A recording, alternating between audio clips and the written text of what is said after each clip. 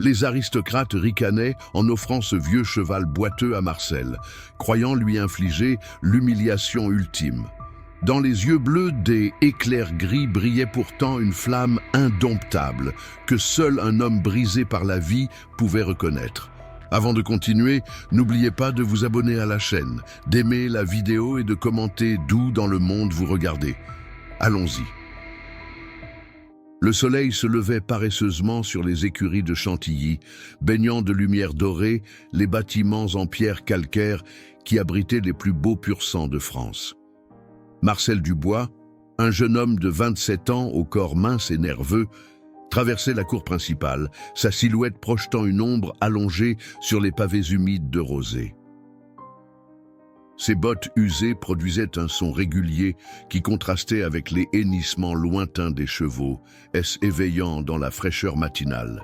« Hé, Dubois, tu comptes gagner une course un jour, ou tu préfères continuer à manger notre poussière ?»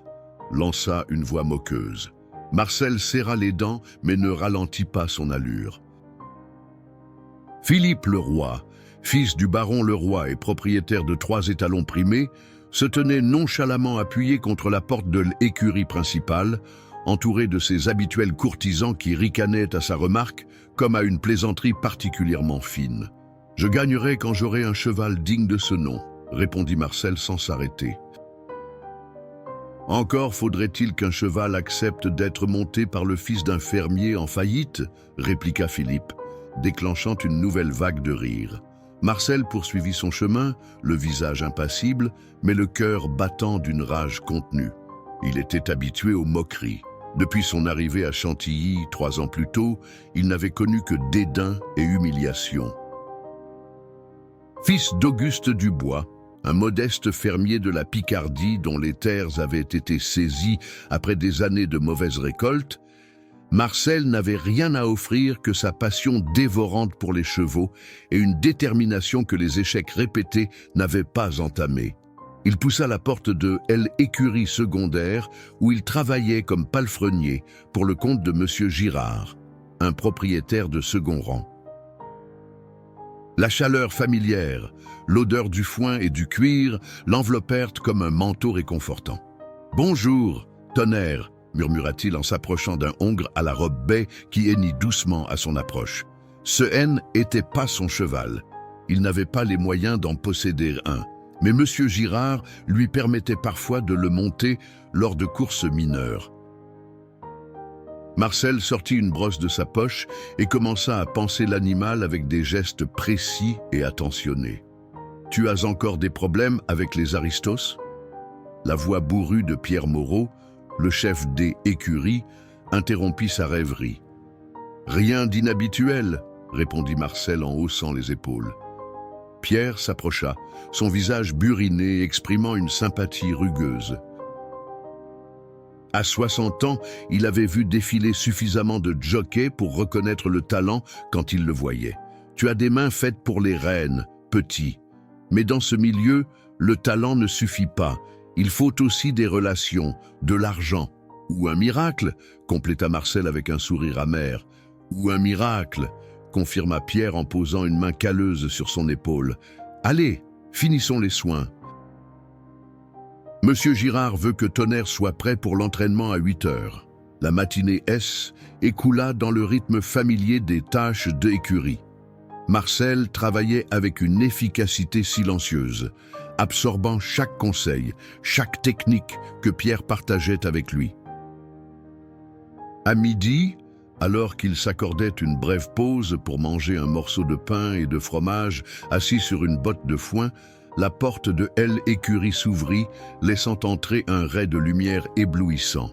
La silhouette élégante du comte François de Montfort se découpa dans l'encadrement. Propriétaire des écuries les plus prestigieuses de Chantilly, le comte était rarement vu dans cette partie des installations. Derrière lui, Marcel reconnut Philippe Leroy et 2 autres aristocrates dont les chevaux remportaient régulièrement les courses importantes. « Lequel est ce fameux Dubois ?» demanda le comte, ses yeux scrutant l'obscurité relative de l'écurie. Marcel se leva lentement, essuyant ses mains sur son pantalon usé. C'est moi, monsieur le comte. Le comte s'avança, son regard évaluateur parcourant Marcel de la tête aux pieds. Un léger sourire flotta sur ses lèvres minces. « J'ai entendu parler de vous, jeune homme. On dit que vous avez des ambitions. J'aspire simplement à courir, monsieur, » répondit Marcel, méfiant face à cet intérêt soudain. Le comte se tourna vers ses compagnons. « Messieurs, je crois que nous avons trouvé notre homme. » Des sourires entendus échangèrent, accentuant la méfiance de Marcel. Le comte se retourna vers lui. « Monsieur Dubois, nous avons une proposition à vous faire. Une chance, dirais-je, de prouver votre valeur en tant que jockey. » Marcel sentit son cœur s'accélérer malgré lui. Une chance. Le mot résonnait comme une promesse dans l'air poussiéreux de l'écurie. Quel genre de chance, monsieur le comte? Le genre qui pourrait changer votre vie, répondit le comte avec un sourire énigmatique. Venez aux écuries principales demain à l'aube. Nous avons un cheval qui attend son cavalier. Sur ces mots, le comte fit demi-tour et sortit, suivi de sa cour qui jetait des regards amusés vers Marcel. Seul Philippe s'attarda un instant, un rictus satisfait aux lèvres. « Profite bien de ta chance, Dubois. Nous attendons tous avec impatience de voir tes talents à l'œuvre. » Lorsqu'ils furent partis, Pierre s'approcha, le visage sombre. « Méfie-toi, petit. Quand ces gens-là parlent de chance, c'est rarement dans ton intérêt. » Marcel hocha la tête, partagé entre l'espoir et la suspicion. « Je sais, mais quelle autre option ai-je » Le soleil déclinait à l'horizon, projetant des ombres allongées sur les écuries de Chantilly. Pour Marcel Dubois, cette journée ordinaire venait de prendre un tournant inattendu, ouvrant la porte à un avenir aussi incertain que prometteur. L'aube suivante trouva Marcel devant les écuries principales, le cœur battant d'appréhension et d'un espoir qu'il s'efforçait de contenir. La façade imposante du bâtiment, avec ses pierres taillées et ses ornements délicats, semblait le narguer, lui rappelant sa place dans l'ordre des choses. Pourtant, il se tenait droit, sa tenue de travail propre mais élimée trahissant ses origines modestes. La porte s'ouvrit sur Henri Beaumont, le chef des écuries du comte, un homme aux traits sévères dont la réputation d'excellence n'avait de égale que celle de son mépris pour les subalternes. « Dubois » salua-t-il sèchement. « Suivez-moi. » Marcel emboîta le pas à Beaumont, traversant des allées impeccables où des palefreniers s'affairaient déjà autour de chevaux dont la valeur dépassait tout ce que Marcel pourrait jamais espérer gagner en une vie. Certains lui jetèrent des regards curieux, d'autres moqueurs. Les nouvelles se répandaient vite à Chantilly. Ils s'arrêtèrent devant un box isolé, à l'extrémité de l'écurie principale. Beaumont se tourna vers Marcel, un sourire énigmatique aux lèvres. « Voici votre chance, Dubois. Le comte et ses amis ont décidé de vous offrir ce cheval. » Beaumont ouvrit la porte du box et écarta pour laisser Marcel entrer.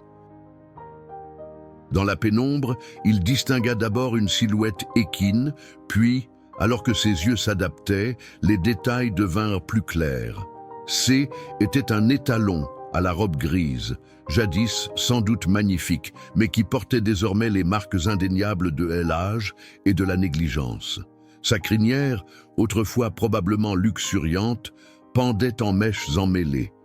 Ses flancs laissaient deviner ses côtes, et une cicatrice ancienne barrait son épaule droite. Marcel s'approcha lentement, la main tendue. L'étalon releva la tête, révélant des yeux d'un bleu étonnant, presque translucide, qui contrastaient avec sa robe grise. Ses yeux, Marcel le remarqua immédiatement, brillaient d'une intelligence qui démentait l'apparence délabrée de l'animal. « Il s'appelle Éclair Gris », annonça Beaumont depuis l'entrée du box. 12 ans, descendant direct de Bayard et Tempête du Nord. Marcel effleura le museau de l'étalon, qui ne recula pas, le fixant avec une intensité déstabilisante. 12 ans, murmura-t-il, connaissant parfaitement la signification de cet âge dans le monde des courses. Un cheval de 12 ans était considéré comme pratiquement retraité, bon pour la reproduction dans le meilleur des cas, l'abattoir dans le pire. Le comte est généreux, n'est-ce pas? Poursuivit Beaumont, un rictus perceptible dans sa voix. Éclair gris est à vous. Papier, équipement, tout. Bien sûr, vous devrez l'entretenir à vos frais désormais. Marcel hocha la tête, comprenant enfin pleinement la nature de la chance qui lui était offerte. Ce N n'était pas une opportunité, mais une plaisanterie cruelle. Lui donner un cheval trop vieux pour courir, trop coûteux à entretenir pour ses maigres moyens, c'était une façon sophistiquée de le tourmenter, de transformer sa passion en fardeau. Le Grand Prix de Saint-Cloud a lieu dans 3 mois, ajouta Beaumont. Le comte et ses messieurs ont pensé que ce serait intéressant de vous y voir participer avec votre nouveau compagnon. Marcel caressa doucement l'encolure de Éclair gris, sentant sous ses doigts les muscles encore puissants malgré l'apparente décrépitude. « Dites au comte que je le remercie, » répondit-il calmement, sans quitter le cheval des yeux, « et que je serai au départ du Grand Prix. » Beaumont laissa échapper un rire bref. « Voilà de l'audace, Dubois. Nous verrons si elle vous mène quelque part. » Après le départ de Beaumont, Marcel resta un long moment avec Éclair gris, l'observant, le touchant délicatement, comme pour apprendre son histoire à travers sa peau et ses cicatrices. Contrairement à ce qu'il attendait d'un cheval négligé, l'étalon ne montrait aucun signe d'agressivité ou de peur. Il y avait dans sa posture une sorte de résignation digne, comme s'il avait accepté son sort, mais refusait de s'y soumettre entièrement. « Qu'est-ce qu'ils t'ont fait, mon beau ?» murmura Marcel. « Et pourquoi ?» Comme en réponse, Éclair gris poussa légèrement de son museau contre l'épaule de Marcel, un geste presque affectueux qui surprit le jeune homme. « Tu n'es pas fini, n'est-ce pas ?» dit-il en souriant. « Moi non plus. » Sortant du box, Marcel se retrouva face à un petit comité d'accueil imprévu. Le comte de Montfort, Philippe le Roi et quelques autres aristocrates se tenaient là, visiblement venus pour savourer sa réaction. « Alors, Dubois, que pensez-vous de notre cadeau ?» demanda le comte, une lueur amusée dans le regard. Marcel soutint son regard. « Je pense, monsieur le comte, que vous venez de me donner exactement ce dont j'avais besoin. » Un silence surpris accueillit sa réponse, rapidement rompu par les rires des aristocrates. « Du cran, j'aime ça, » commenta le comte. « Inutile, mais divertissant. Nous attendons avec impatience de te voir sur la ligne de départ à Saint-Cloud, » ajouta Philippe. Ce sera le spectacle de la saison. Marcel inclina légèrement la tête, refusant de leur donner la satisfaction de voir sa colère ou son humiliation. « Je n'y manquerai pas, messieurs. » Sur ces mots, il s'éloigna, conscient des regards moqueurs qui le suivaient. Mais au lieu de la rage qu'il aurait dû ressentir, il éprouvait une étrange sérénité. Dans cette plaisanterie cruelle, il pressentait une opportunité que ses tourmenteurs n'avaient pas anticipée. De retour à l'écurie secondaire, Marcel trouva Pierre qui l'attendait, le visage grave. « Alors ?» demanda simplement le vieil homme. « Ils m'ont donné un cheval, » répondit Marcel. « Éclair gris, 12 ans. » Pierre laissa échapper un juron. « Je connais ce cheval. Un champion dans sa jeunesse. » Puis une blessure, et le comte l'a relégué aux oubliettes. Un gâchis. Pas tout à fait, dit Marcel, une détermination nouvelle dans la voix. « J'ai besoin de ton aide, Pierre. Je vais courir le Grand Prix de Saint-Cloud avec lui. » Pierre le dévisagea, incrédule. « Tu es fou? Un cheval de 12 ans, négligé pendant des années, contre les meilleurs pur-sang de France en pleine force de âge ?»« Précisément, » confirma Marcel. « C'est exactement ce qu'ils attendent que je fasse. Échouer spectaculairement, devenir la risée de tout Chantilly. » Un sourire lent se dessina sur son visage. « Mais je n'ai pas l'intention de leur donner cette satisfaction. » Pierre secoua la tête. Mais Marcel vit une étincelle s'allumer dans les yeux du vieil homme. « Qu'est-ce que tu as en tête, petit ?»« Une course, Pierre. » Une course comme ils n'en ont jamais vu. Le soleil était maintenant haut dans le ciel, illuminant les écuries de Chantilly. Pour Marcel Dubois, une nouvelle histoire commençait. Une histoire où un jeune homme pauvre et un vieux cheval rejeté s'uniraient contre l'arrogance et les préjugés de leur époque. Les jours qui suivirent furent un tourbillon d'activités pour Marcel. Son premier défi fut de trouver un endroit où loger Éclair Gris.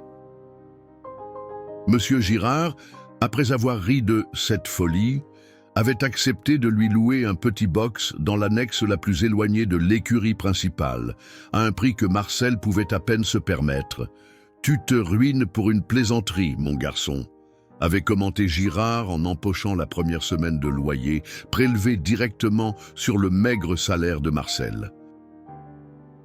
La première nuit de Éclair Gris dans son nouveau logis, Marcel dormit sur une botte de foin à côté du box. Il voulait être là si elle, étalon, s'agitait, s'adapter à son rythme, commencer à construire cette relation essentielle entre un cheval et son cavalier.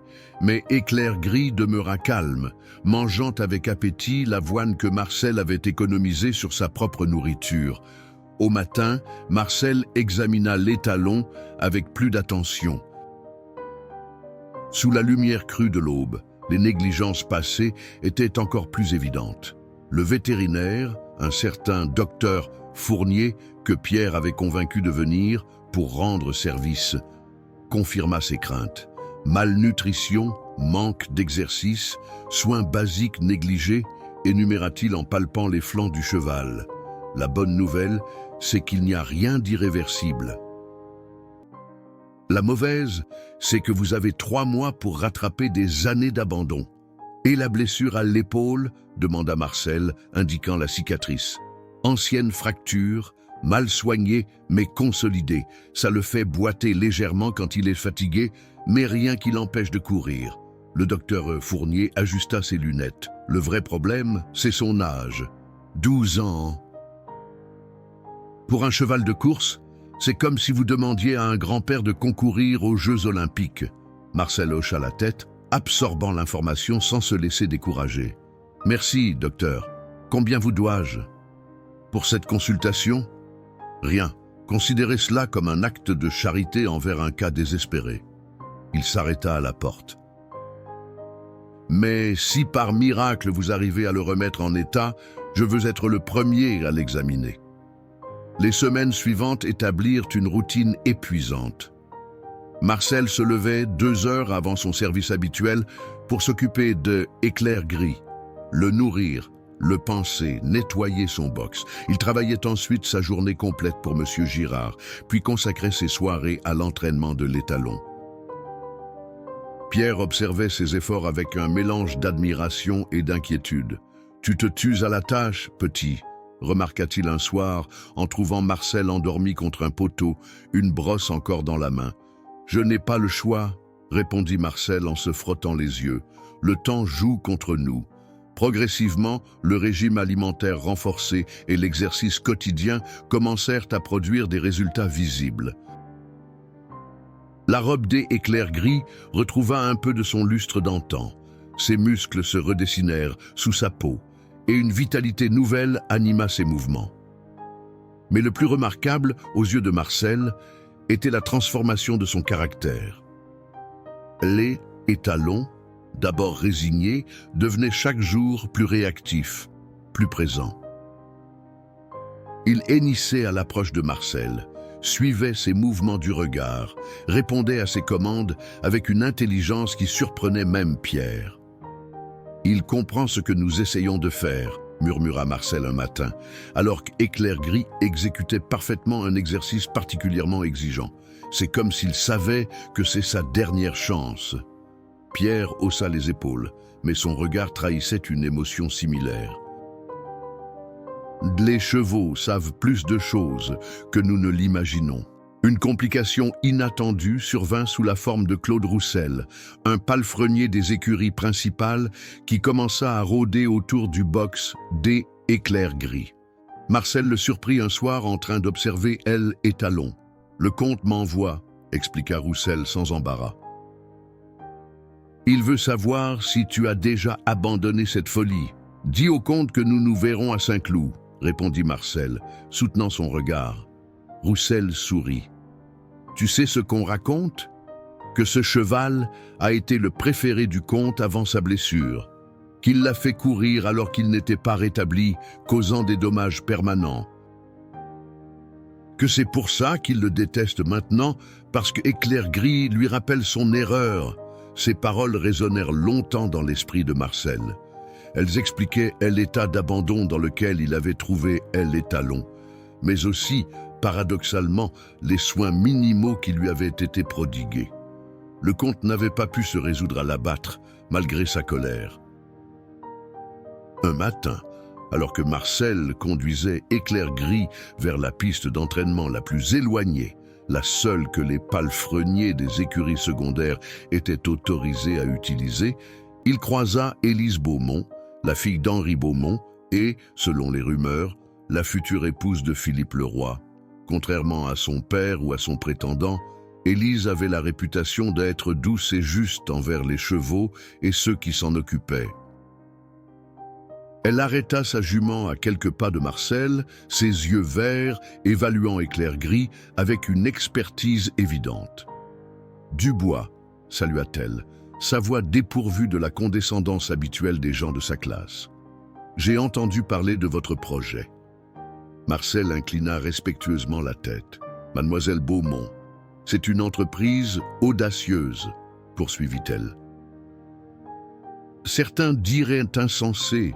Et vous, qu'en diriez-vous » Un léger sourire éclaira son visage. « Je dirais que je connais Éclair Gris depuis qu'il est arrivé dans nos écuries. Je l'ai vu gagner, puis je l'ai vu souffrir. » Elle s'approcha, tendant une main que les Talons renifla avec curiosité. « Il mérite mieux que ce qu'il a reçu ces dernières années. » Sur ces mots, elle reprit sa route, laissant Marcel perplexe.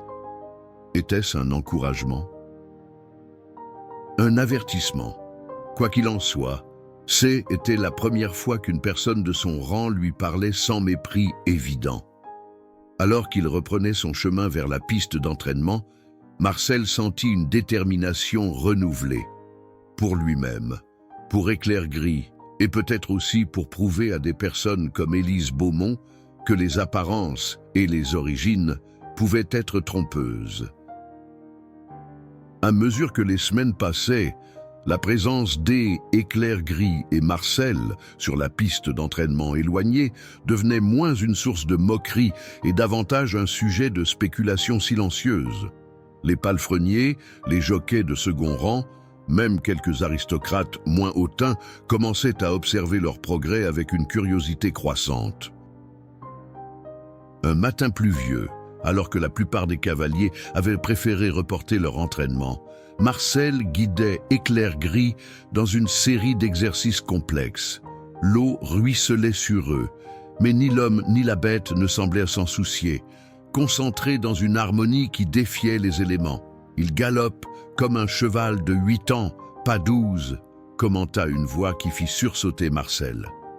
Pierre se tenait sous un arbre, accompagné du docteur. Fournier qui observait les Talons avec une expression de surprise professionnelle. « Il a repris presque 10 kilos », confirma le vétérinaire quand Marcel les rejoignit. « Et sa démarche, la compensation pour la blessure à l'épaule, est remarquable. Comment avez-vous fait ?» Marcel démonta, caressant l'encolure trempée des Éclairs Gris. « Nous avons trouvé un rythme qui lui convient.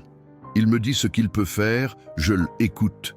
Le docteur. » Fournier haussa un sourcil dubitatif. « Le cheval vous parle, maintenant ?»« Pas avec des mots, » sourit Marcel. « Mais il communique. » Pierre intervint, le visage grave malgré la bonne humeur apparente. « Le petit a fait des miracles, mais il y a un problème. Monsieur Girard augmente le loyer du box. Il dit que les améliorations de l'état d'Éclair Gris justifient une réévaluation. » Le sourire de Marcel S. évanoui. De combien? Le double. Marcel ferma les yeux un instant, calculant mentalement. Il avait déjà réduit ses dépenses au minimum absolu, dormant dans la paille, se nourrissant de pain et de fromage, économisant chaque centime pour l'entretien de éclairs gris. « Je trouverai une solution », dit-il finalement. Le docteur Fournier l'observait avec une intensité nouvelle. « J'ai des clients qui cherchent un bon palefrenier pour des soins supplémentaires. Des séances tôt le matin ou tard le soir, ce serait un revenu additionnel. » Marcel le regarda avec surprise. « Vous m'aideriez? Disons que j'investis dans une curiosité médicale, » répondit le vétérinaire avec un demi-sourire. « Un cheval de 12 ans qui court comme un poulain, c'est scientifiquement intéressant. » Cette offre providentielle permit à Marcel de maintenir son programme d'entraînement, bien qu'au prix d'une fatigue croissante. Ses journées commençaient désormais à 4 heures du matin et se terminaient rarement avant minuit. Ses mains, déjà calleuses, se craquelaient et saignaient parfois, mais il ne ralentissait jamais le rythme. Un soir, alors qu'il finissait de penser éclair gris, des pas légers attirèrent son attention. Élise Beaumont se tenait à l'entrée du box, une petite lanterne à la main. « Mademoiselle Beaumont », salua Marcel, surpris par cette visite tardive. « J'ai apporté ceci », dit-elle sans préambule, déposant un petit paquet sur une balle de foin. « Un onguent pour ses articulations. Ma grand-mère l'utilisait pour ses chevaux âgés. Elle jurait que C était plus efficace que tous les remèdes des vétérinaires. » Marcel regarda le paquet, puis Élise, incertain. « C'est très généreux, mais pourquoi m'aider ?» Élise caressa doucement le museau d'éclair gris avant de répondre. « Quand j'y étais petite, mon père m'a emmené voir Éclair Gris courir au Grand Prix de Paris. Il a gagné avec 3 longueurs d'avance, dans un style que les connaisseurs décrivaient comme poétique. » Un sourire nostalgique adoucit ses traits délicats. Ce jour-là, j'ai compris ce que signifiait la beauté en mouvement. Elle se tourna vers Marcel, son expression soudain plus grave. Ce que mon père et les autres lui ont fait est impardonnable. Le faire courir blessé, puis l'abandonner à son sort quand il n'était plus utile. Votre fiancé semble partager leur point de vue, observa Marcel, se surprenant lui-même par son audace. Philippe n'est pas mon fiancé, corrigea-t-elle fermement. Du moins, pas encore, et il a ses limitations. Un silence s'installa, durant lequel Éclair Gris poussa doucement du museau contre l'épaule d'Élise, comme pour la réconforter. Vous devriez savoir, reprit-elle finalement, que mon père et le comte parlent de vous. Ils s'inquiètent des progrès de Éclair Gris. Ce qui avait commencé comme une plaisanterie cruelle pourrait devenir embarrassant pour eux. Que voulez-vous dire? Je veux dire qu'ils pourraient ne pas se contenter d'observer et de railler. Soyez prudent, monsieur Dubois.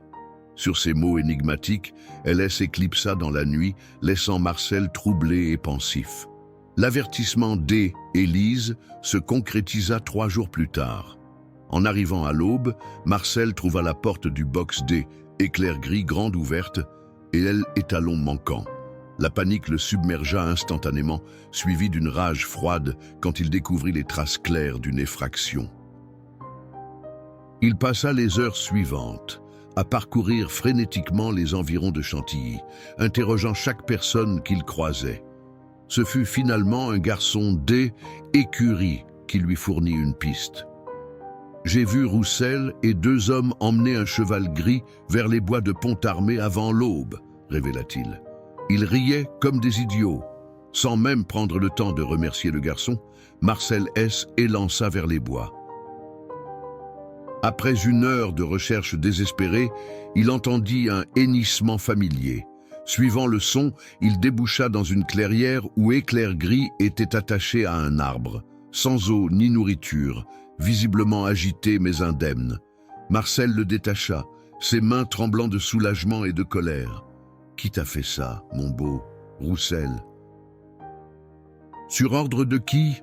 Comme s'il comprenait la question, Éclair Gris poussa un hennissement et ébroua, frottant sa tête contre l'épaule de Marcel dans un geste devenu familier entre eux. « Peu importe », murmura Marcel en commençant à le guider vers Chantilly. « Ils ne nous auront pas comme ça. » De retour à l'écurie, il trouva Pierre qui l'attendait, le visage sombre. « J'ai installé une nouvelle serrure », annonça le vieil homme. « Et je dormirai ici cette nuit. » Marcel secoua la tête. « Tu n'as pas à faire ça. »« Non, » confirma Pierre avec un sourire rusé. « Mais j'ai envie de voir la tête de ces messieurs quand Éclair Gris leur montrera ce qu'il sait faire maintenant. » Alors qu'il rentrait de l'étalon dans son box sécurisé, Marcel réalisa une chose essentielle. Ce qui avait commencé comme une humiliation orchestrée par des aristocrates ennuyés était devenu une véritable menace pour l'ordre établi. En cherchant à ridiculiser un simple palefrenier, ils avaient involontairement créé un adversaire déterminé à renverser leur certitude. Le Grand Prix de Saint-Cloud, N, était plus qu'à 6 semaines et le temps des plaisanteries était révolu. Les jours qui suivirent l'incident des bois de Pontarmé marquèrent un tournant dans la préparation de Marcel et de Éclair Gris. Ce qui avait été un projet personnel, presque secret, devint rapidement une cause embrassée par les humbles travailleurs des écuries de Chantilly. Des palefreniers se portaient volontaires pour monter la garde devant le box durant la nuit. Des garçons des écuries apportaient des poignées de fourrage de qualité supérieure, tombés par accident des réserves des grands propriétaires. Même certains jockeys de rang inférieur venaient offrir des conseils ou simplement observer les progrès du duo improbable. Cette solidarité inattendue fortifiait la détermination de Marcel, mais attirait également une attention croissante. Un matin, alors qu'il conduisait Éclair Gris vers la piste d'entraînement, il croisa Philippe le Roi accompagné de 2 autres aristocrates. Contrairement à leurs habituelles moqueries, ils observèrent l'étalon avec une gravité nouvelle. « On dirait que tu as réussi à redonner un semblant de dignité à cette vieille carne », commenta Philippe, son ton oscillant entre la raillerie et une réticente admission. « Éclair Gris a toujours eu de la dignité », répondit calmement Marcel. Il suffisait de la reconnaître. Philippe s'approcha, examinant les étalons avec l'œil expert d'un homme né dans le monde équestre. « Tu réalises que même remis en forme, il n'a aucune chance à Saint-Cloud. La course est trop longue, la concurrence trop jeune. »« Nous verrons, » répondit simplement Marcel. « J'admire ton obstination, Dubois, mais elle confine à la stupidité. » Philippe baissa la voix. « Laisse-moi te donner un conseil. Le comte a parié une somme considérable que tu ne finiras même pas la course. D'autres ont suivi. Il y a beaucoup d'argent en jeu maintenant. » Marcel soutint son regard. « Est-ce une menace ? Une information ?» corrigea Philippe. « Utilise-la comme tu veux. » Cette conversation troublante fut suivie, le soir même, d'une visite encore plus inattendue. Alors que Marcel terminait de préparer Éclair Gris pour la nuit, la silhouette imposante du comte de Montfort apparut à l'entrée du box. « Monsieur le comte », salua Marcel, se redressant immédiatement. Le comte entra, ses yeux parcourant l'espace modeste, mais impeccablement tenu. Son regard s'attarda sur Éclair Gris, une émotion indéchiffrable traversant brièvement son visage. « On dit que vous réalisez des miracles, Dubois, » commença-t-il, sa voix étrangement dépourvue de son habituelle condescendance. « Juste du travail acharné, monsieur, » répondit Marcel, méfiant. Le comte s'approcha d'Éclair Gris, tendant une main que le étalon renifla avant de reculer légèrement, ses oreilles couchées en arrière dans un geste de méfiance. « Il se souvient, » murmura le comte, presque pour lui-même. Puis, se tournant vers Marcel, « Savez-vous pourquoi j'ai gardé ce cheval toutes ces années, malgré sa déception ?» Marcel hésita, puis décida de prendre un risque. « J'ai entendu dire qu'il était votre favori, avant sa blessure. Mon favori, » répéta le comte avec un rire sans joie. « Il était bien plus que cela.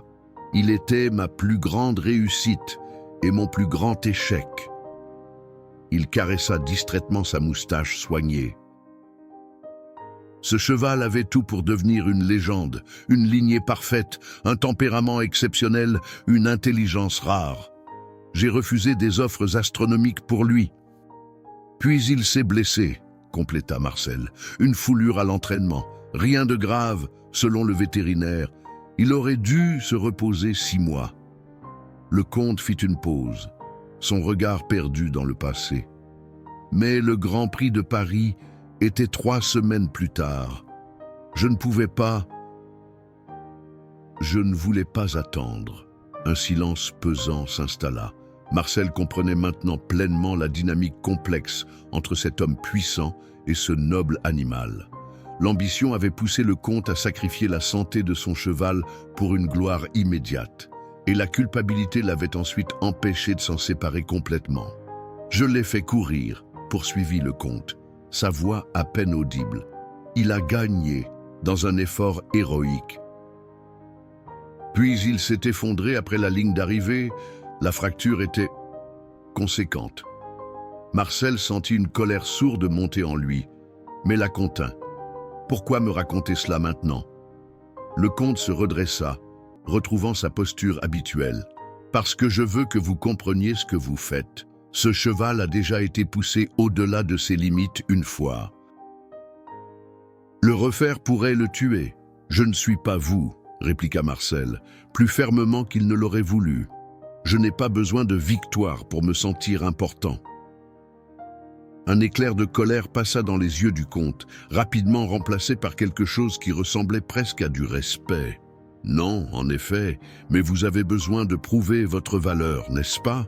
N'est-ce pas pour cela que vous persistez dans cette entreprise?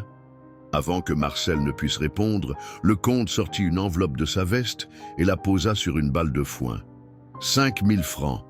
Annonça-t-il, pour que vous renonciez à courir à Saint-Cloud.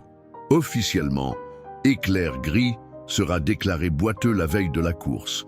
Vous pourrez le garder, bien entendu. Personne ne saura jamais que vous avez accepté cet arrangement. Marcel regarda l'enveloppe, stupéfait par la somme mentionnée. 5 000 francs représentaient plus que ce qu'il pourrait gagner en 5 ans de travail acharné.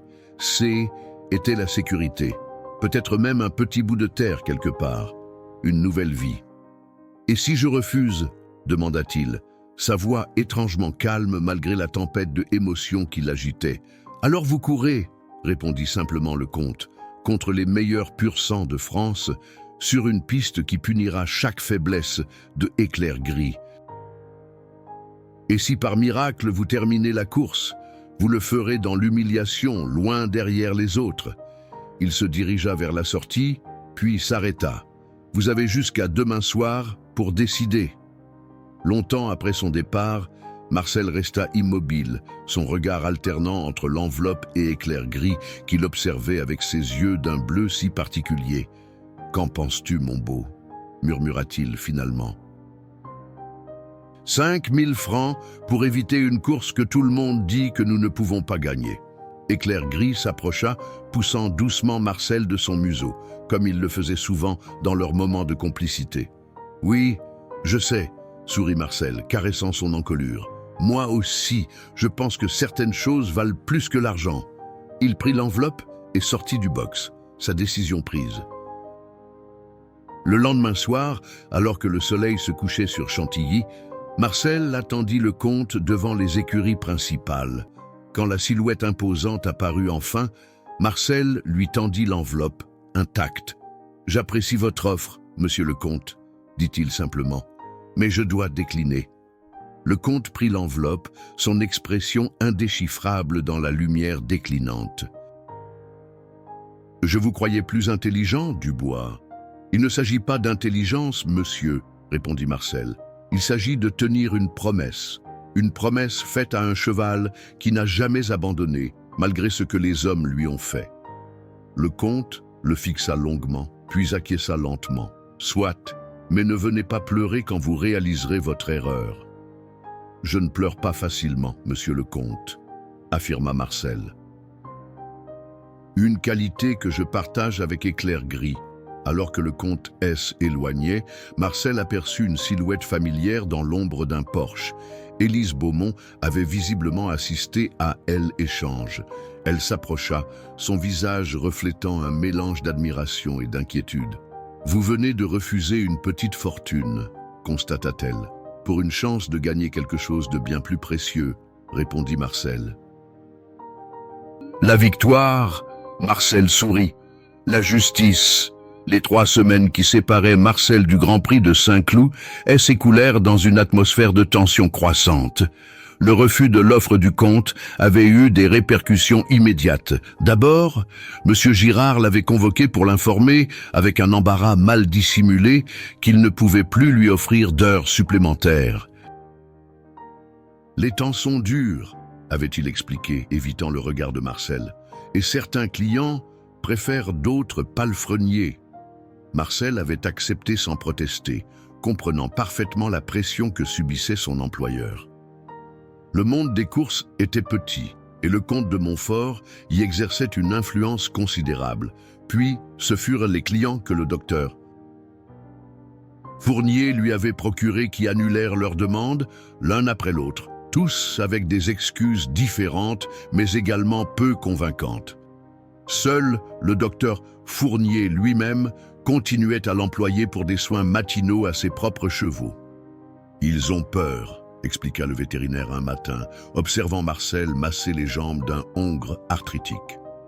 « Pas de vous, mais des conséquences. »« Je comprends, » répondit Marcel, concentré sur son travail. « Je ferai probablement pareil à leur place. » Le docteur Fournier le regarda avec une expression indéchiffrable. « C'est ce que j'admire chez vous, Dubois. Cette absence totale d'amertume. C'est rare. » Marcel sourit légèrement. « L'amertume ne nourrit ni les hommes ni les chevaux, docteur. » Sa situation financière devenant critique, Marcel dut prendre des décisions difficiles. Il réduisit sa propre ration alimentaire au strict minimum, vendit sa montre, seul héritage de son père, et ses quelques effets personnels de valeur, tout pour maintenir Éclair Gris dans les meilleures conditions possibles.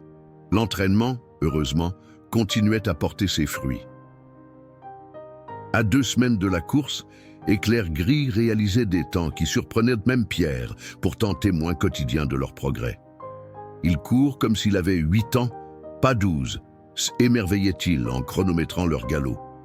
C'est parce qu'il sait pourquoi il court, répondait invariablement Marcel. Un matin, alors qu'il revenait d'une séance particulièrement intense, Marcel remarqua un groupe inhabituel près des écuries secondaires. Henri Beaumont, le chef des écuries du comte, était en grande conversation avec Claude Roussel et 2 autres hommes que Marcel reconnut comme des jockeys des écuries principales. Ils se turent à son approche, l'observant avec une hostilité non dissimulée. « Mon Dubois » salua froidement Beaumont. « J'y étais justement en train d'expliquer à ces messieurs à quel point votre projet est impressionnant. » Un véritable conte de fées. Son ton démentait complètement ses paroles. « Merci, monsieur Beaumont », répondit poliment Marcel, guidant Éclair Gris vers son box. « Bien sûr », poursuivit Beaumont, le suivant. « Les contes de fées se terminent rarement bien dans la vie réelle, surtout quand les protagonistes oublient leur place. » Marcel se retourna lentement. « Et quelle est ma place, selon vous ?»« Celle d'un palefrenier », répondit Beaumont. « Pas d'un jockey, certainement pas d'un propriétaire concurrent du comte de Montfort. »« Je ne suis concurrent de personne, » répliqua calmement Marcel. « Je veux juste donner à ce cheval la chance qu'il mérite. » Beaumont s'approcha, baissant la voix. « Écoutez-moi bien, Dubois. Le comte a été plus que généreux avec vous. Son offre était une opportunité que vous auriez dû saisir à genoux. Maintenant, les choses vont devenir difficiles. »« Elles l'ont toujours été, » répondit Marcel, soutenant son regard. « Pas comme ça, » insista Beaumont. « Avez-vous pensé à ce qui arrivera après la course ? Même si, par miracle, vous la terminez sans humiliation, qui vous emploiera ensuite ? Qui acceptera de louer un box pour votre précieux éclair gris? Ces mots frappèrent Marcel plus durement qu'il ne voulut l'admettre. Dans sa détermination à préparer la course, il avait effectivement négligé de considérer l'après. « Je trouverai une solution », dit-il finalement. « Il n'est pas trop tard », proposa Beaumont, sa voix soudain presque conciliante. « Le comte est un homme raisonnable. L'offre pourrait être renégociée. » Marcel secoua la tête. « Merci, mais ma décision est prise. » Plus tard, ce jour-là, alors qu'ils s'occupaient de éclairs gris dans la solitude de leur box, la voix de Pierre le tira de ses pensées. « Tu as l'air préoccupé, petit. » Marcel soupira, s'asseyant sur une balle de foin. « Beaumont m'a rappelé quelque chose que j'avais préféré ignorer. Qu'après la course, qu'importe le résultat, je risque de me retrouver sans travail et sans abri pour éclairs gris. » Pierre s'appuya contre la porte du box, son vieux visage plissé par la réflexion. « J'ai quelque chose à te dire. J'hésitais, mais peut-être que c'est le moment. » Marcel leva les yeux, intrigué. « J'ai un frère, » commença Pierre, « Étienne. Il a une petite ferme près de Compiègne. Pas grand-chose, quelques hectares, une vieille maison, des écuries modestes. Il se fait vieux et cherche quelqu'un pour l'aider. Tu lui as parlé de moi ? » Pierre acquiesça. « Il dit que si tu es moitié aussi travailleur que je le prétends, il serait heureux de t'offrir un toit et un abri pour ton cheval, en échange de ton aide à la ferme, bien sûr. » Marcel sentit une émotion inattendue l'envahir. C était plus qu'une offre d'emploi. C était une perspective d'avenir, quelque chose à quoi s'accrocher au-delà de la course. « Je ne sais pas quoi dire, » murmura-t-il. « Dis que tu y réfléchiras, » répondit Pierre, « après la course. » Cette conversation redonna à Marcel une énergie nouvelle. Les jours suivants, il travailla avec une détermination redoublée, perfectionnant chaque aspect de leur préparation. Il commença également à élaborer une stratégie pour la course elle-même, analysant méticuleusement le parcours de Saint-Cloud et les concurrents probables. Une semaine avant le grand jour, alors que Marcel et Éclair Gris revenaient d'une séance d'entraînement matinale, ils croisèrent Élise Beaumont qui les attendait près des écuries, seule et visiblement anxieuse. « Mademoiselle Beaumont », salua Marcel, surpris. « Que me vaut ce plaisir ? Je ne devrais pas être ici, » dit-elle rapidement, jetant des regards nerveux autour d'elle. « Mais je devais vous avertir, mon père et Philippe, ils ont parlé d'un plan pour s'assurer que vous ne terminerez pas la course. » Marcel sentit son sang se glacer. « Quel genre de plan ? Je n'ai pas entendu les détails, » admit-elle. « Mais ils ont mentionné d'autres jockeys, des arrangements. Je crains qu'ils ne prévoient de vous bloquer pendant la course, peut-être même de provoquer un accident. » « Ce serait risqué, » observa Marcel. « Les commissaires de course pourraient voir une interférence flagrante. »« Pas si plusieurs jockeys y participent subtilement, » répliqua Élise. « Chacun pourrait faire une petite manœuvre apparemment innocente, mais l'effet cumulé ?» Elle s'interrompit, posant une main légère sur le cou d'Éclair Gris. « Soyez prudent, monsieur Dubois, ne leur donnez pas l'occasion de vous piéger. Pourquoi m'aidez-vous » demanda Marcel, exprimant enfin la question qui le hantait depuis leur première rencontre. Élise hésita, ses yeux se posant sur Éclair Gris avec une tendresse évidente. Parce que certaines injustices sont trop flagrantes pour être ignorées, et parce que... Elle s'arrêta, semblant chercher ses mots. « Parce que j'ai vu comment vous le regardez, » dit-elle finalement. « Comment vous le traitez, comme s'il était votre égal, pas juste un outil pour votre gloire. C'est rare, monsieur Dubois, plus rare que vous ne l'imaginez. » Avant qu'il puisse répondre, elle tourna les talons et S éloigna rapidement, laissant Marcel avec une nouvelle préoccupation et, paradoxalement, un sentiment de reconnaissance pour cet allié inattendu. Cette nuit-là, incapable de dormir, Marcel s'assit dans la paille, à côté de Éclair Gris, partageant ses inquiétudes avec le seul être qui semblait toujours le comprendre sans mots. « Ils vont tout faire pour nous empêcher de terminer la course, » murmura-t-il. caressant l'encolure de L étalon. Et même si nous y parvenons, nous ne gagnerons probablement pas. Peut-être que tout cela est futile. Éclair Gris le poussa doucement du museau, ses yeux bleus reflétant la faible lueur de la lanterne. « Oui, je sais », sourit Marcel, trouvant du réconfort dans ce geste simple. « Ce n'est pas toujours la victoire qui compte. Parfois, c'est juste le fait d'avoir couru la course. » Il se leva, une nouvelle détermination illuminant son regard fatigué. « Mais ça ne veut pas dire que nous n'allons pas tout faire pour gagner. » Le jour du départ pour Saint-Cloud arriva, enveloppé dans la brume matinale qui flottait sur Chantilly comme un voile de mystère. Marcel avait passé la nuit entière auprès de Éclair Gris, craignant une dernière tentative de sabotage. À l'aube, Pierre apparut avec une petite charrette tirée par un cheval robuste. « Pour le transport », expliqua-t-il simplement. « Un ami me la prête. » « Tu ne croyais pas que tu allais faire marcher Éclair Gris jusqu'à Paris, quand même ?» Marcel sourit, touché par cette attention. « Merci, Pierre, pour tout. » Le vieil homme haussa les épaules, embarrassé par cette gratitude. « Garde tes remerciements pour après la course. Maintenant, chargeons ce champion avant que les curieux ne se réveillent. » Ils travaillèrent rapidement, installant Éclair Gris confortablement dans la charrette avec suffisamment de foin et d'eau pour le voyage. Marcel monta à côté de Pierre, jetant un dernier regard aux écuries qui avaient été son foyer ces dernières années. « Tu reviendras » dit Pierre, comme s'il lisait dans ses pensées. « Peut-être pas » répondit doucement Marcel. Ils avaient parcouru environ 2 kilomètres quand ils aperçurent une silhouette solitaire au bord de la route. En s'approchant, Marcel reconnut Élise Beaumont, tenant les rênes d'un petit cob-bay. « Mademoiselle Beaumont ?»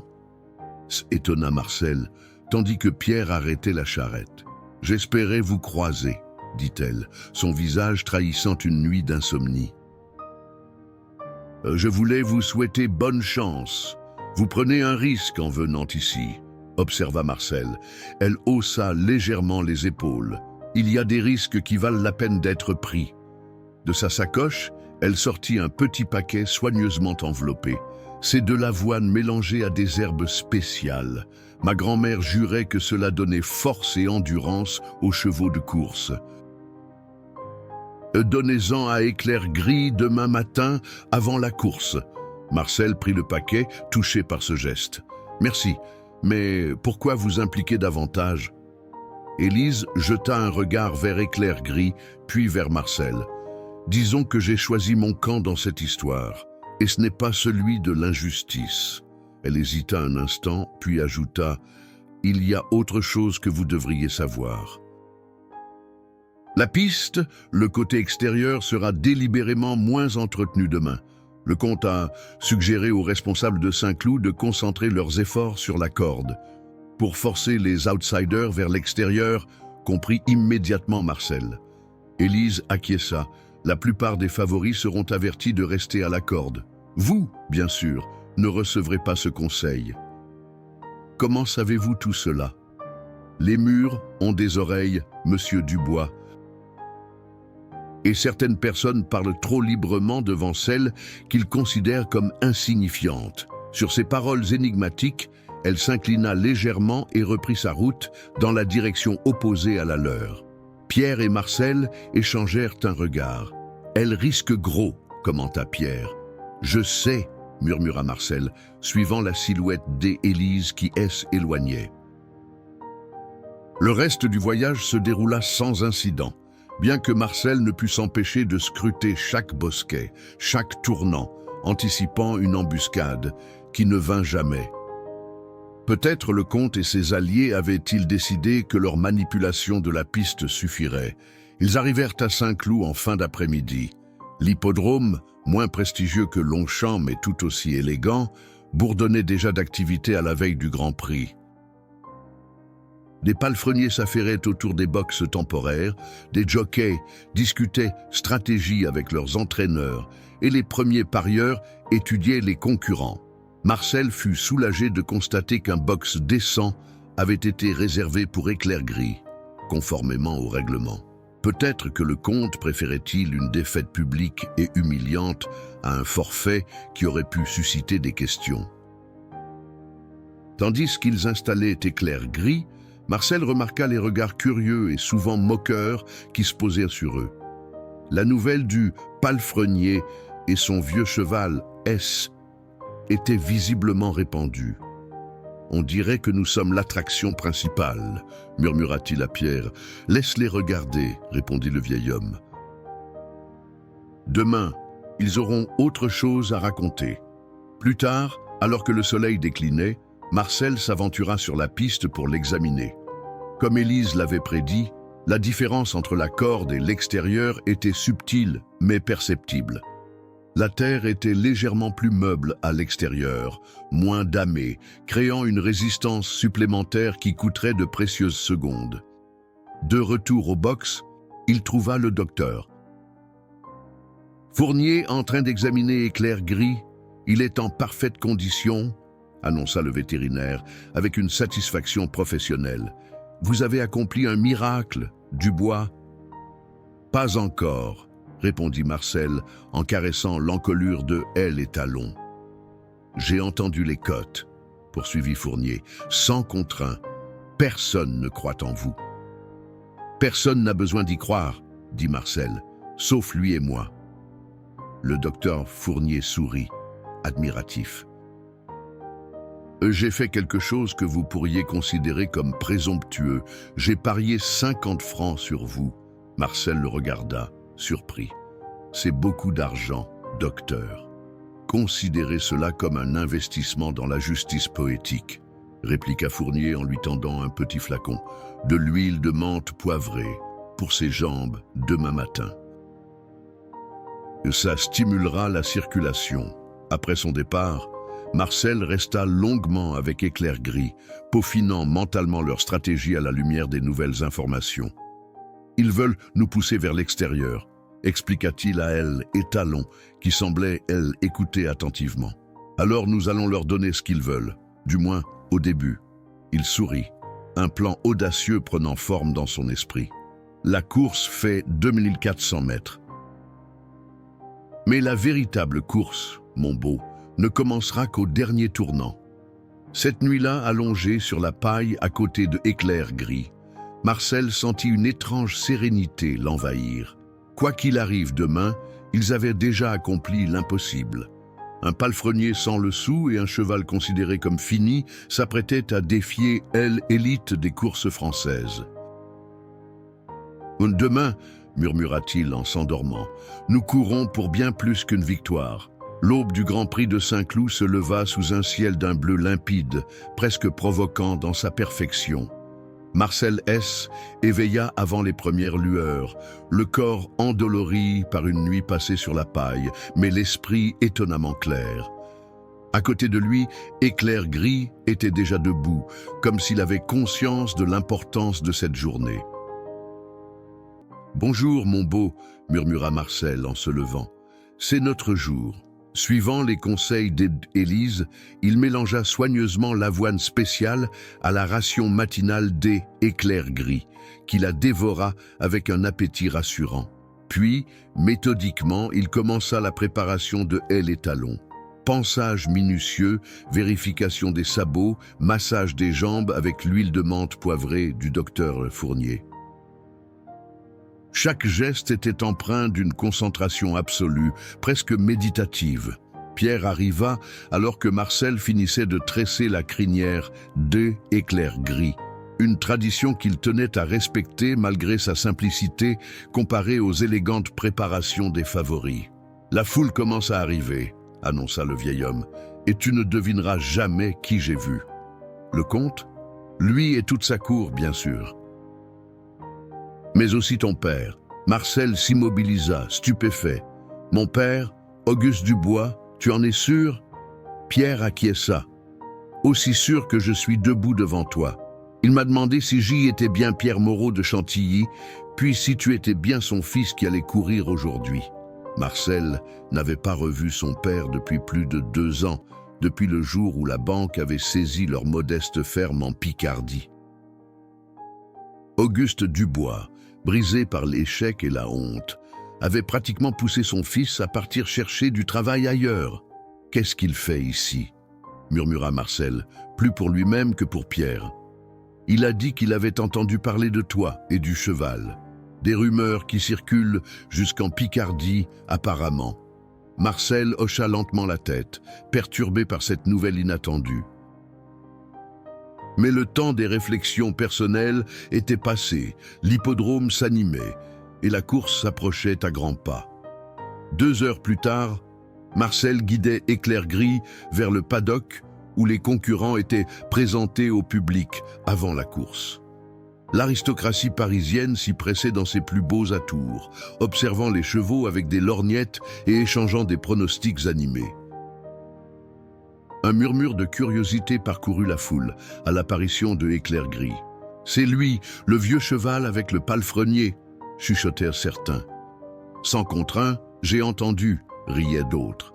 Marcel gardait les yeux fixés droit devant lui, ignorant les commentaires.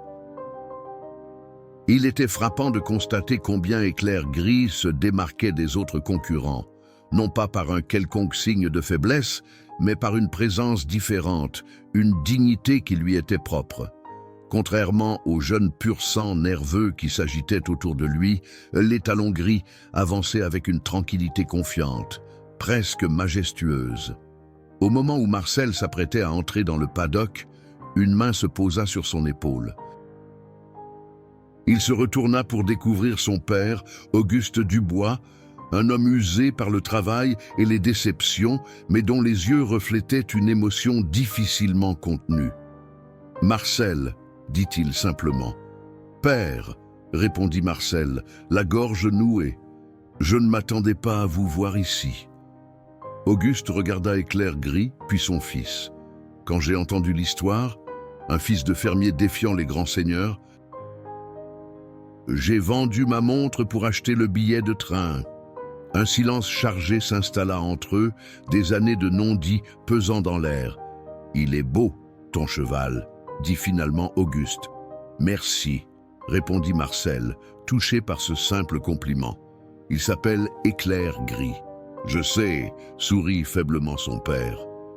« J'ai parié mes derniers 20 francs sur vous deux. » Avant que Marcel ne puisse répondre, une cloche retentit, signalant aux concurrents d'entrer dans le paddock. « Je dois y aller, » dit-il.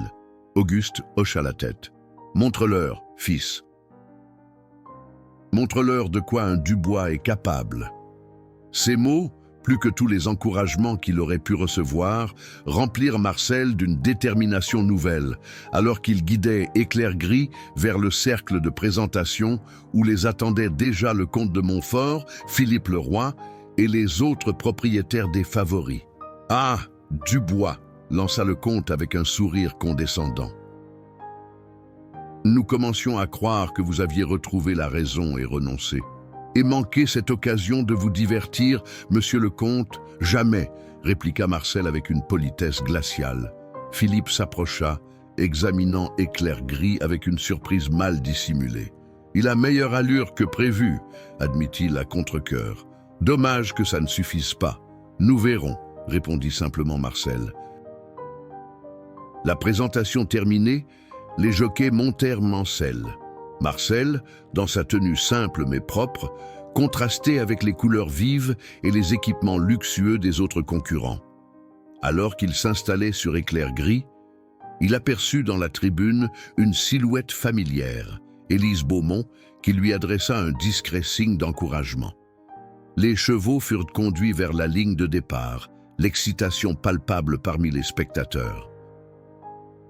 Marcel avait mémorisé le profil de chaque concurrent, identifié ceux qui risquaient de lui causer le plus de problèmes. Il repéra immédiatement les jockeys qui, selon toute probabilité, avaient reçu des instructions concernant Éclair Gris. À la dernière minute, Henri Beaumont s'approcha de lui. « Un dernier conseil, Dubois, » dit-il avec un rictus. « Essayez de rester sur votre monture jusqu'à la fin.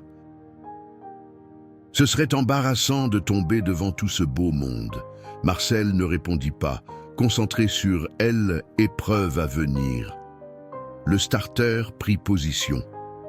Les chevaux s'alignèrent, certains s'agitant nerveusement. Éclair Gris, lui, demeurait parfaitement calme. Un coup de feu retentit et la course commença. Le départ fut chaotique, comme Marcel l'avait anticipé. Une bousculade immédiate, orchestrée avec une subtilité presque admirable, le repoussa vers l'extérieur de la piste. Éclair Gris, réagissant instinctivement à cette agression, voulut résister, mais Marcel le retint délibérément, lui permettant de se déporter sur la partie la moins favorable du parcours. « Laisse-les croire », murmura-t-il à l'oreille de L. Étalon qui, ébrouait d'indignation. Devant eux, le peloton S étirait déjà, les favoris imposant un rythme soutenu. Tonnerre Noir, le pur sang du comte de Montfort, galopait en tête, suivi de près par Cyclone, la monture de Philippe le Roi. À l'arrière, Marcel et Éclair Gris semblaient déjà distancés, confirmant les prédictions moqueuses des spectateurs. « Le vieux cheval est déjà fini », entendit-il un commentateur annoncer, alors qu'il passait devant les tribunes pour la première fois. Mais Marcel N n'écoutait pas. Toute son attention était focalisée sur elle, économie des forces, des Éclair Gris. Maintenant, un rythme mesuré, légèrement en retrait du peloton, mais jamais assez loin pour perdre contact. Il sentait sous lui la puissance contenue de l'étalon, cette énergie patiemment reconstituée au fil des mois d'entraînement. « Pas encore », chuchota-t-il, retenant Éclair Gris qui s'impatientait visiblement. Les premiers 1000 mètres S écoulèrent ainsi dans une apparente résignation à la défaite. Marcel observait méticuleusement le comportement des autres jockeys, notant avec satisfaction que leur vigilance à son égard diminuait progressivement. Pourquoi surveiller un concurrent déjà battu? Au passage du premier kilomètre, un autre incident survint. Vif Argent, un alezan monté par un jockey connu pour sa rudesse, se déporta brusquement, forçant Éclair Gris à ralentir pour éviter une collision. Marcel vit le sourire satisfait du jockey. Claude Roussel, un homme à la solde de Beaumont. Il sera moins arrogant tout à l'heure, pensa Marcel, encaissant la manœuvre sans protester. Le tournant menant à la ligne droite opposée approchait. C était là, avait décidé Marcel, que commencerait leur véritable course. Éclair Gris, comme s'il lisait dans ses pensées, tendit le cou, demandant silencieusement la liberté d'exprimer enfin sa vitesse. Maintenant, souffla Marcel, relâchant imperceptiblement la pression sur les rênes. La réaction fut immédiate et spectaculaire. Éclair Gris, libéré de sa retenue, s'élança avec une accélération que même Marcel, qui le connaissait si bien, trouva stupéfiante. Ils dépassèrent en quelques foulées les retardataires, puis commencèrent à grignoter le peloton intermédiaire. « Le vieux Éclair Gris remonte », s'exclama le commentateur, l'incrédulité perçant dans sa voix. L'effet de surprise joua pleinement en leur faveur. Les jockeys qui avaient pour mission de bloquer Marcel, le croyant définitivement distancé, avaient relâché leur vigilance. Quand ils réalisèrent ce qui se passait, Éclair Gris avait déjà trouvé un passage entre deux concurrents et filait comme une flèche grise dans un étroit couloir. Marcel, dans un état de concentration absolue, guidait l'étalon avec une précision millimétrée, anticipant chaque réaction des autres chevaux. Son expérience des entraînements matinaux à Chantilly, où il avait dû sans cesse adapter sa trajectoire aux caprices des chevaux des grands propriétaires, s'avérait maintenant inestimable. À l'entrée du dernier tournant, ils avaient remonté jusqu'à la 6e position. Devant eux, Roussel, sur Vif Argent, jeta un regard par-dessus son épaule et, voyant Éclair Gris approcher, tenta une nouvelle obstruction. Cette fois, cependant, Marcel était prêt. D'une légère pression de ses jambes, il guida Éclair Gris vers l'intérieur, profitant d'une ouverture momentanée. « Pas aujourd'hui, Roussel », murmura-t-il en dépassant l'alezan stupéfait. Le dernier virage s'achevait. La ligne droite finale s'ouvrait devant eux, avec Cyclone et Tonnerre Noir toujours en tête, apparemment intouchables. Marcel, cinquième désormais, sentit Éclair Gris faiblir légèrement sous lui. Le vieil étalon avait fourni un effort considérable pour remonter le peloton, et la fatigue commençait à se faire sentir. « Courage, mon beau !» l'encouragea Marcel. « Nous ne sommes pas venus jusqu'ici pour abandonner. » Comme s'il comprenait chaque mot, Éclair Gris trouva en lui une nouvelle réserve d'énergie. Ses foulées, qui étaient momentanément raccourcies, retrouvèrent leur amplitude. Ils dépassèrent un quatrième concurrent, puis un troisième, sous les clameurs de plus en plus fortes de la foule qui assistait, incrédule, à cette remontée fantastique. À 300 mètres de l'arrivée, seuls Cyclone et Tonnerre Noir restaient devant eux. Philippe Leroy, sur Cyclone, se retourna et, voyant arriver Éclair Gris, lança à son cheval dans un effort maximal. Tonnerre Noir, sous la cravache du jockey du comte, répondait avec la puissance de sa jeunesse. « Ils sont trop forts, trop frais !» pensa brièvement Marcel, sentant Éclair Gris lutter contre la fatigue et la douleur de sa vieille blessure qui se réveillait. Puis, dans la tribune d'honneur, il aperçut son père, debout, criant des encouragements que le tumulte de la foule rendait inaudibles. À côté de lui, Pierre agitait frénétiquement son chapeau. Et plus loin, Élise Beaumont, le visage illuminé d'une joie sans retenue. Cette vision donna à Marcel une dernière impulsion de détermination. Se penchant sur l'encolure d'Éclair Gris, il lui parla avec toute l'émotion dont il était capable. « C'est notre moment, mon frère, pour tous ceux qui ont cru en nous, pour tous ceux qui n'ont jamais eu leur chance. » Éclair Gris, comme galvanisé par ces paroles, sembla s'étirer encore davantage. Ses foulées s'allongèrent dans un ultime effort, dévorant le terrain qui les séparait encore des deux leaders. 100 mètres avant la ligne d'arrivée, ils rejoignirent Cyclone. Philippe Leroy, incrédule, fouetta son cheval avec désespoir. Mais Éclair Gris, poussé par une volonté qui transcendait l'épuisement, le dépassa inexorablement. Il ne restait que Tonnerre Noir, à une longueur devant eux. La ligne d'arrivée se rapprochait à une vitesse vertigineuse. La foule était maintenant debout, un rugissement collectif, élevant des tribunes. Dans un dernier effort surhumain, Éclair Gris allongea encore sa foulée. Son museau rejoignit la croupe de Tonnerre Noir, puis son épaule. La ligne d'arrivée était plus qu'à 10 mètres. Le temps sembla se suspendre dans ces derniers mètres. Marcel, penché sur l'encolure d'Éclair Gris, ne voyait plus que la ligne blanche qui marquait l'arrivée. Il sentait chaque muscle de l'étalon se tendre dans un effort ultime, chaque battement de son cœur résonner contre ses jambes. Le vacarme de la foule était transformé en un bourdonnement lointain, comme si le monde entier retenait son souffle. Puis, dans un dernier élan héroïque, Éclair Gris projeta son museau en avant, dépassant celui de Tonnerre Noir d'une courte tête au moment précis où il franchissait la ligne d'arrivée. Un silence stupéfait s'abattit sur l'hippodrome pendant une fraction de seconde, avant qu'une clameur assourdissante n'éclate des tribunes. Marcel, incrédule lui-même, ralentit progressivement Éclair Gris qui, malgré son épuisement évident, gardait la tête haute, comme conscient de l'exploit qu'il venait d'accomplir. « Nous l'avons fait », murmura Marcel, caressant l'encolure trempée de sueur. « Nous l'avons vraiment fait. » Le juge à l'arrivée agita un drapeau, confirmant ce que beaucoup avaient du mal à croire. Éclair Gris, coté à 100 contre 1, le vieux cheval rejeté monté par un simple palefrenier, venait de remporter le Grand Prix de Saint-Cloud. Tandis qu'il revenait vers les tribunes, Marcel fut submergé par une vague d'émotions contradictoires. Exaltation, soulagement, fierté, mais aussi une étrange mélancolie à l'idée que ce moment parfait ne pourrait jamais être reproduit.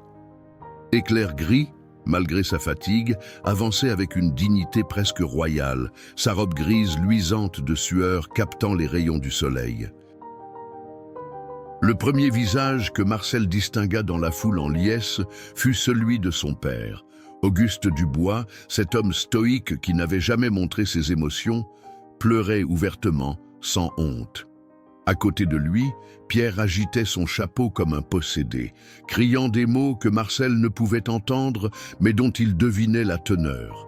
Puis, se frayant un chemin à travers la cohue, le docteur. Fournier apparut, son visage habituellement réservé et illuminé par un sourire triomphant. « Je savais que vous en étiez capable », cria-t-il en s'approchant. « 5 000 francs, j'ai gagné 5 000 francs. » Marcel rit, débordant d'une joie trop grande pour être contenu. « Nous avons tous gagné aujourd'hui, docteur !» D'autres visages se pressaient autour de lui, des palefreniers de Chantilly, des petits propriétaires, des gens simples qui avaient osé croire en l'impossible. Et parmi eux, Élise Beaumont, qui s'avança jusqu'à pouvoir toucher la jambe de Marcel. « Vous avez été magnifique », dit-elle, ses yeux verts brillants d'une émotion non dissimulée. « Tous les deux. »« Merci », répondit simplement Marcel. Pour tout, la cérémonie de remise des prix qui suivit fut surréaliste. Marcel, toujours vêtu de sa simple tenue, se retrouva face au président de la Société des courses qui lui tendait une coupe en argent avec une expression mêlant stupéfaction et respect réticent. Dans les tribunes d'honneur, le comte de Montfort et Henri Beaumont observèrent la scène, leurs visages figés dans un masque de dignité contrainte. Philippe le Roi, lui, avait disparu, incapable de supporter l'humiliation. « Félicitations, monsieur Dubois », déclara le président. « Vous venez d'écrire une page de l'histoire des courses françaises. » Marcel accepta la coupe, mais c'est vers Éclair-Gris qu'il se tourna immédiatement. « C'est lui, le véritable champion », dit-il en posant le trophée contre le front de l'étalon, un geste qui déclencha une nouvelle vague d'acclamations dans la foule. Plus tard, alors que l'euphorie commençait à retomber et que la foule se dispersait, Marcel conduisit Éclair-Gris vers le box temporaire pour le soigner. Elle, étalon, épuisé mais serein, le suivait avec une confiance absolue.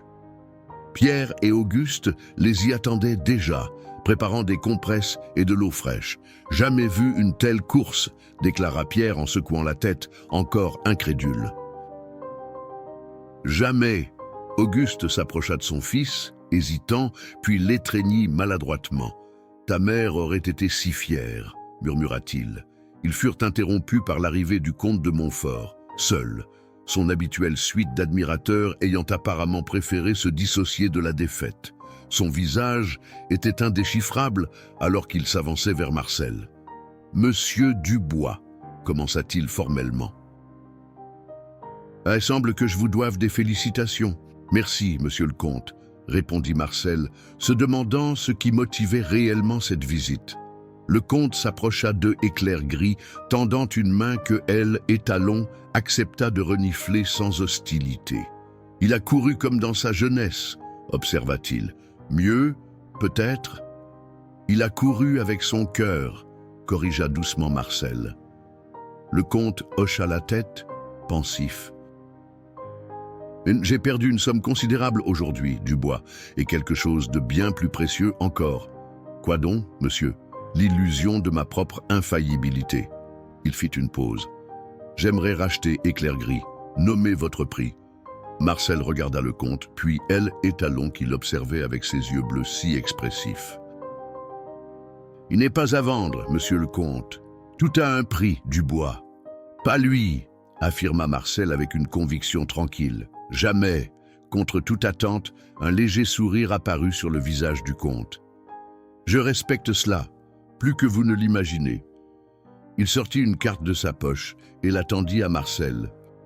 « Si vous changez d'avis ou si vous avez besoin de quoi que ce soit concernant ce cheval, soins, logement, contactez-moi. » Après son départ, Marcel examina la carte, perplexe devant ce changement d'attitude. « Ne t'y fie pas trop », avertit Pierre. Les puissants comme lui ont la mémoire courte quand il s'agit d'humiliation. « Je ne crois pas qu'il se sente humilié », réfléchit Marcel. « Je pense qu'il a vu quelque chose aujourd'hui. » Quelque chose qu'il avait oublié. L'après-midi avançait quand Élise Beaumont réapparut, visiblement nerveuse mais déterminée. « Je ne devrais pas être ici », dit-elle immédiatement. « Mon père est furieux.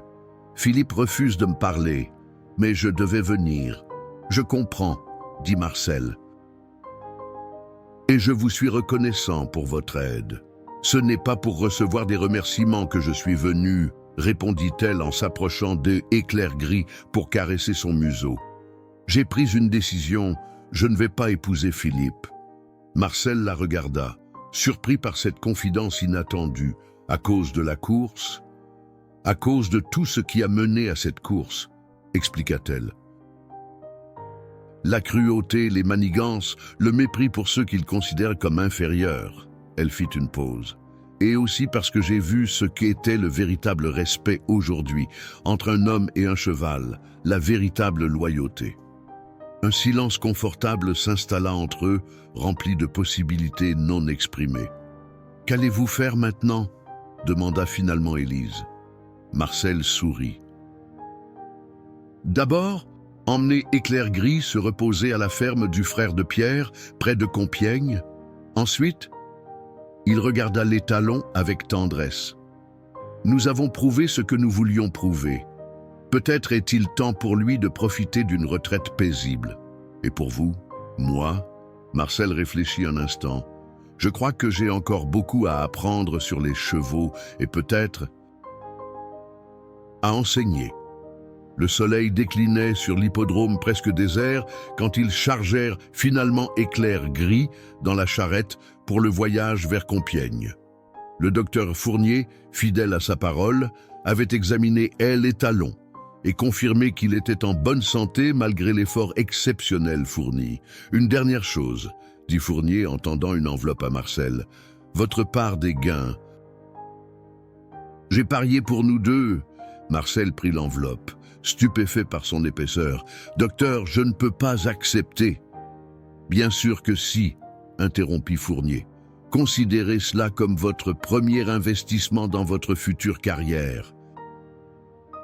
Un homme qui a accompli ce que vous avez fait aujourd'hui ne devrait pas rester palefrenier toute sa vie. » La nuit était tombée quand ils quittèrent Saint-Cloud, la charrette avançant lentement sur les routes de campagne. Auguste avait décidé d'accompagner son fils jusqu'à Compiègne. Une réconciliation silencieuse mais profonde s'opérant entre eux. Pierre conduisait, fredonnant doucement une vieille chanson de son enfance. À l'arrière, Marcel restait près d'Éclair Gris, veillant sur son repos bien mérité. Dans l'obscurité paisible, sous un ciel étoilé, Marcel réalisait que cette victoire improbable avait fait bien plus que prouver la valeur d'un vieux cheval rejeté. Elle avait redéfini sa propre existence, ouvert des portes qu'il n'imaginait même pas et surtout démontré que parfois, les plaisanteries les plus cruelles pouvaient se transformer en miracles. Éclair Gris, comme s'il percevait ses pensées, poussa doucement du museau contre son épaule. Ce geste devenu si familier entre eux, cette communication silencieuse qui transcendait les mots. « Oui, mon beau », murmura Marcel en caressant son encolure. « Nous avons encore beaucoup de chemin à parcourir ensemble. » Et tandis que la charrette S éloignait vers leur nouvelle vie, l'histoire du palefrenier pauvre et du vieux cheval méprisé commençait déjà à se répandre à travers la France, inspirant tous ceux qui, comme eux, refusaient de se soumettre aux limites que d'autres tentaient de leur imposer.